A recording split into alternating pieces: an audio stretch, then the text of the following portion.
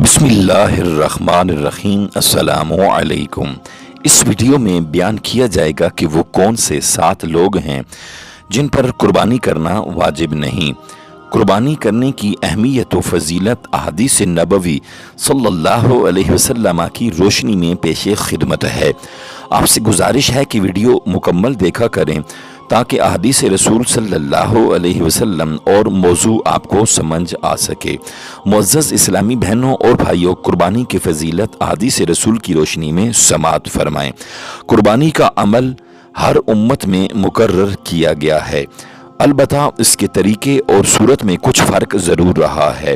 انہی میں سے قربانی کی ایک عظیم الشان صورت وہ ہے جو اللہ پاک نے امت محمدیہ کو عید الاضحیٰ کی قربانی کی صورت میں عطا فرمائی ہے، جو کہ حضرت سیدنا ابراہیم علیہ السلام کی قربانی کی یادگار ہے، اور رسول اللہ صلی اللہ علیہ وسلم نے قربانی کی فضیلت و اہمیت کو احادیث مبارکہ میں بھی بیان فرمایا ہے۔ چنانچہ حضرت زید بن ارقم صحابی رسول رضی اللہ تعالی عنہ روایت کرتے ہیں کہ ایک دفعہ صحابہ کرام رضوان اللہ علیہ مجمعین نے عرض کیا، یا رسول اللہ، یہ قربانی کیا ہے؟ آپ صلی اللہ علیہ وسلم نے ارشاد فرمایا، سنت ابیکم ابراہیم، یہ تمہارے باپ ابراہیم علیہ السلام کی سنت ہے۔ صحابہ کرام رضوان اللہ علیہ مجمعین نے عرض کی، قربانی میں ہمارے لیے کتنا ثواب ہے؟ حضور علیہ الصلوۃ والسلام نے ارشاد فرمایا، ہر بال کے بدلے ایک نیکی۔ عرض کی، یا رسول اللہ صلی اللہ علیہ وسلم، اون کے بدلے میں بھی؟ تو رسول کریم صلی اللہ علیہ وسلم نے ارشاد فرمایا، ہاں، اون کے ہر بال کے بدلے میں ایک ایک نیکی ہے۔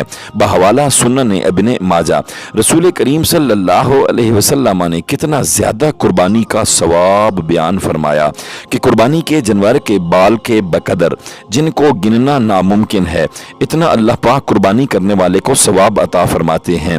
دوسری حدیث میں رسول کریم صلی اللہ علیہ وسلم نے ارشاد فرمایا کہ ایام قربانی یعنی 10 سے 12 ذوالحج انسان کا کوئی بھی عمل اللہ پاک کے ہاں قربانی کے جانور کا خون بہانے سے بڑھ کر کوئی بھی عمل محبوب نہیں، اور قیامت کے دن قربانی کا جانور اپنے بالوں، کھروں، سینگوں سمیت حاضر ہوگا، اور بے شک قربانی کے جانور کا خون زمین پر گرنے سے پہلے اللہ پاک کی برگاہ میں شرف قبولیت پا لیتا ہے، بس نیت اللہ کی رضا کی ہو۔ اس لیے کہا گیا ہے کہ اے ایمان والو، خوش دلی سے قربانی کیا کرو۔ بحوالہ ترمذی شریف۔ ایک اور روایت میں ہے کہ رسول کریم صلی اللہ علیہ وسلم نے ارشاد فرمایا کہ جو بندہ وسعت یعنی مال و دولت کے باوجود قربانی نہ کرے، وہ ہماری عیدگاہ کے قریب بھی نہ آئے۔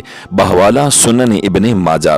حضرت عبداللہ ابن عمر رضی اللہ تعالی عنہما روایت کرتے ہیں کہ رسول اکرم صلی اللہ علیہ وسلم 10 سال تک مدینہ طیبہ میں رہے، اور ہر سال آپ صلی اللہ علیہ وسلم قربانی کیا کرتے تھے۔ بحوالہ ترمذی شریف۔ معزز اسلامی بہنوں اور بھائیوں، قابل غور عمل یہ ہے کہ رسول کریم صلی اللہ علیہ وسلم کا ہر سال قربانی کرنا اس کی اہمیت و فضیلت اور قربانی کرنے کی تاکید کے لیے کافی ہے۔ حضرت انس رضی اللہ تعالی عنہ سے روایت ہے کہ رسول خدا صلی اللہ علیہ وسلم ہر سال سیاہ یا سفید رنگت والے بڑے سینگوں والے 2 عدد مینڈوں کی قربانی ہر سال کیا کرتے، اور اپنے پاؤں مبارک اس کی گردن پر رکھ دیا کرتے، اور اپنے دست اقدس سے ذبح فرمایا کرتے۔ بحوالہ صحیح بخاری شریف۔ ناظرین کرام، قربانی کی اہمیت و فضیلت اس بات سے بھی واضح ہوتی ہے کہ رسول اللہ صلی اللہ علیہ وآلہ واصحابہ وسلم نے حجۃ الوداع کے موقع پر ایک ہی جگہ پر 100 اونٹوں کی قربانی کی۔ ایک اور روایت میں ہے کہ ان 100 اونٹوں میں سے 63 اونٹ آپ صلی اللہ علیہ وسلم نے خود قربانی میں ذبح فرمائے، باقی کے حضرت علی شیر خدا دماد مصطفیٰ حیدر کرار رضی اللہ تعالی عنہ کو اونٹ قربانی کے ذبح کرنے کا حکم دیا۔ بحوالہ صحیح بخاری شریف۔ اب آئیے جانتے ہیں کہ عید الاضحیٰ کے موقع پر قربانی کن لوگوں پر واجب نہیں۔ رسول کریم صلی اللہ علیہ وسلم کے فرمان عالی شان کے مطابق سنیں۔ نمبر 1، قربانی مسلمان صاحب استطاعت آدمی پر فرض ہے۔ پتہ چلا کافر پر، غیر مسلم پر قربانی واجب نہیں، کیونکہ कुर्बानी के लिए ईमान का होना शर्त है। करोड़ों रुपए अगर काफिर आदमी मुसलमानों की तकलीद करते हुए किसी भी नेक अमल या कुर्बानी में खर्च करे, उसका उसमें कोई अजर सवाब नहीं। नंबर 2, कुर्बानी साहिब इस्तात पर वाजिब है लेकिन शरई गरीब पर वाजिब नहीं होगी। साहिब इस्तात वो आदमी है जिसके पास ज़रूरियात ज़िंदगी और खाने पीने वाली अशिया के अलावा 52.5 तोले चांदी, 7.5 तोले सोना की मालियत के बराबर दोनों में से एक की रकम अगर उसके पास हो, उस पर पूरा साल गुजरने के बाद वो साहिब निसाब ही रहा तो वो साहिब निसाब है, यानी साहिब इस्तात और अमीर आदमी है। कुर्बानी और ज़कात भी इस शर्त के पाए जाने पर अदा करेगा। अगर उसके पास ये दोनों या एक शर्त नहीं पूरी हुई तो उस गरीब आदमी पर कुर्बानी वाजिब नहीं होगी।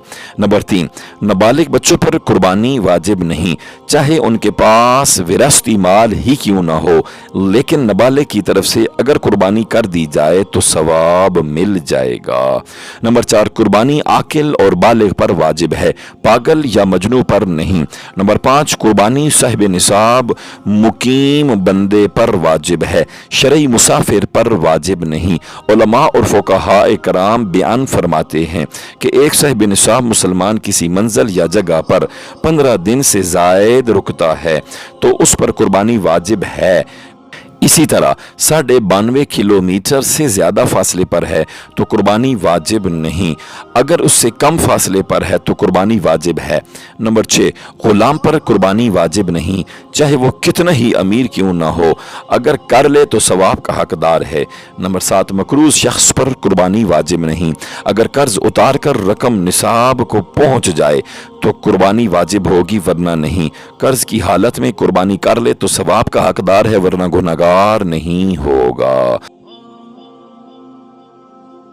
मेरे इस्लाही और बहवाला कुरान व हदीस के इस्लामी मालूमाती चैनल को सब्सक्राइब कर लें और सदका जारिया की नीयत से वीडियो को शेयर कर दें। जज़ाकल्लाह। अल्लाह पाक अपने प्यारे